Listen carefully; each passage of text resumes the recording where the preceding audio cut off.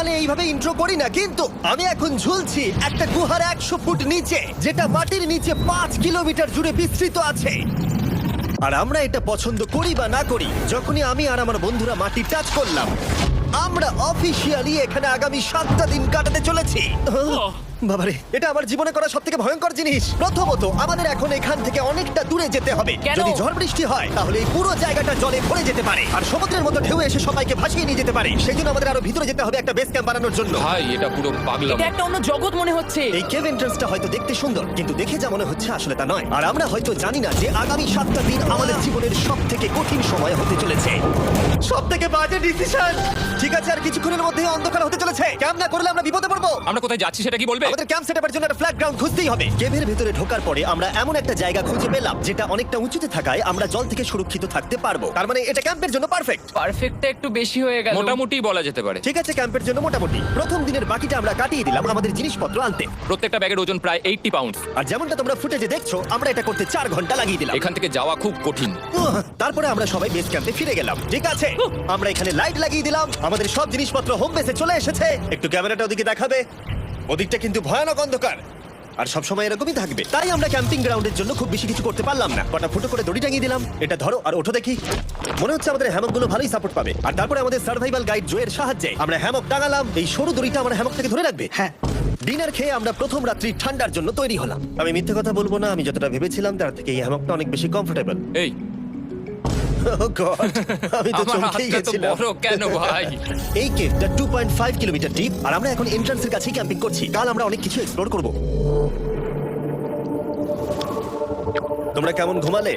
ভয়ঙ্কর। ঘুমই হয়নি। এটা সত্যি একটা অস্বস্তিকর পরিবেশ। কেভের উপর থেকে অনবরত আমাদের উপরে জল পড়েই যাচ্ছিল, তাই উপরে একটা প্লাস্টিক চাপালাম, কিন্তু তাও আমাদের হ্যামকের উপরে জল পড়েই যাচ্ছিল। একটা আইডিয়া আছে, চলো শেল্টারগুলোকে ভালোভাবে তৈরি করি। আমার মনে হয় এই প্লাস্টিকগুলোকে জুড়ে দিলে আর জল পড়বে না। বাহ, তুমি তো জিনিয়াস। আমি শুধু একজন ইউটিউবারই নয়, ঠিক আছে? আমার হ্যামকটা এটার উপরে ঝুলছিল।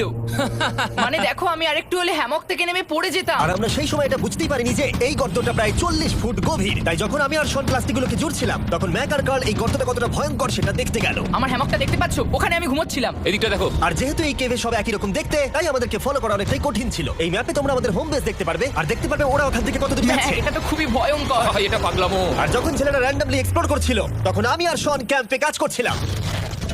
এই স্লিপিং ব্যাগটা এখানে কেন পড়ে? কারণ এটার থেকে পিয়ের গন্ধ বেরোচ্ছে।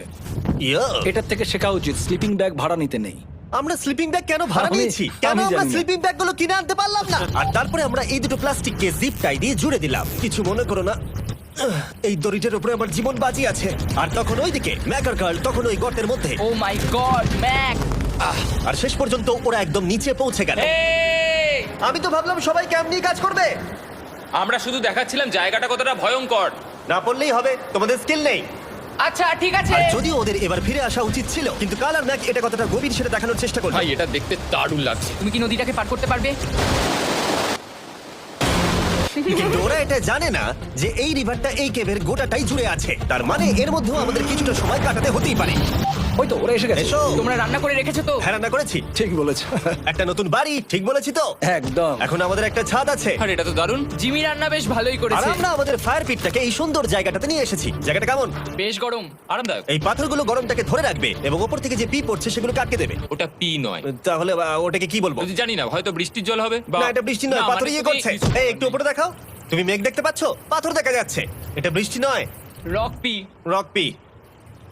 ঠিক আছে, রক পি। ঠিক আছে, এটা